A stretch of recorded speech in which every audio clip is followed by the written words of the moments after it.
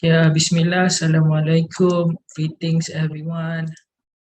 Okay, so welcome to this video. Okay, this video basically is about the basic intro of standalone photovoltaic system. Okay, or we call it PV system, also known as solar system.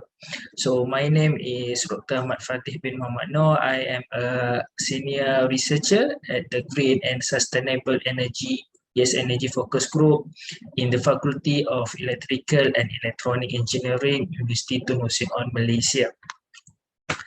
Okay, so this will be a very simple video, a short introduction on what is a standalone PV system. Okay, so first, let me change to my pen. Let me change to my pen. Okay. Okay, so what we first of all, what is PV panel? So this is the PV array. Okay. Okay, if you want to know what is the differences between PV array, PV panel, and PV cell, okay, you can go on to the other video in this channel that explain. Okay, so this one I want to explain the basic intro of standalone PV system. So basically, the PV array will convert the sunlight into electricity. Okay, into electricity or into direct current electricity, DC, direct current. So how we can understand DC in simple word?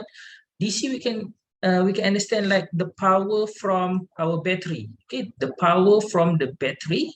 Okay, either it's a AA battery or the battery that you use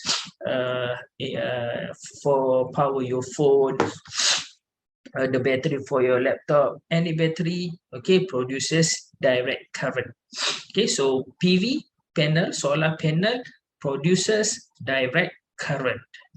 Okay, so for standalone, okay, meaning that what is mean by the word standalone, meaning that the load, or we say the household here, in this case, this household is 100% is being supplied, okay, is being supplied by the PV system. Okay, the electricity that this household needs is being supplied 100% from the PV, from the solar array.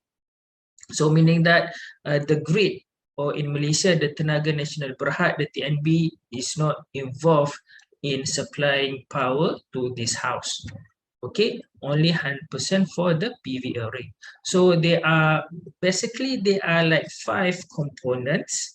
Okay, let me number it here. We have number 1, number 2, number 3, and number 4. Okay, we will go into one by one. So this one is the PV array that convert sunlight into DC electricity. Okay, it converts sunlight into a DC electricity. So this one is the charge controller, okay, or in short form CC, charge controller.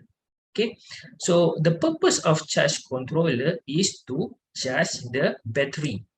So this is battery bank, okay, meaning that we use more than one battery. Okay, that's why it's in the box. The batteries are in the box. Okay, so why do we need battery? Because PV can only produce electricity during sunlight, during the presence of the sun only. So during sunlight, other than that, during night time or during rainy days, there are no sun, so the PV cannot produce any power. So because of that, we need to store the power. So in order to store the power, we need the battery here. So the battery here can store the power. Okay, so then, okay, so from here, from the PV array, will be connected to the charge controller, and then the charge controller will be connected to the battery, okay, to charge the battery. Let me show the arrow here. Okay, so the function of the charge controller is to make sure that if the battery is fully charged, then it will stop charging. Okay, if the battery is 100%, then the charge controller will make the battery stop charging. It will cut off. And then when the capacity of battery is lower than 100%, then it will continue charging. Okay, so that is the purpose of charge controller. So we have the battery, and component number 4 is the inverter. Okay, we call it the inverter. So inverter to convert DC to AC. Okay, just like I mentioned just now, DC is, you can understand as what's in your battery. Okay, so AC basically is what we use in our household, the power from the socket. Okay, the power from the utility, or we can say from TNB.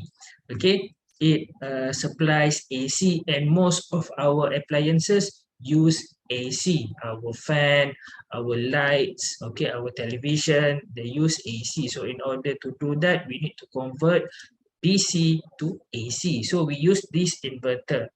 Okay, so from the battery bank will be connected to the inverter, and then inverter will convert to AC, and then AC will power the household.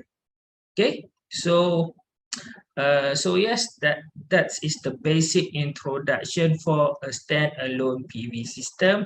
Okay, even for standalone, we can do some other configurations. Okay, meaning that if this household contains DC appliances, or we call it DC loads, for example, DC lamps. Okay, for example, if we have DC lamps here, okay, and then we can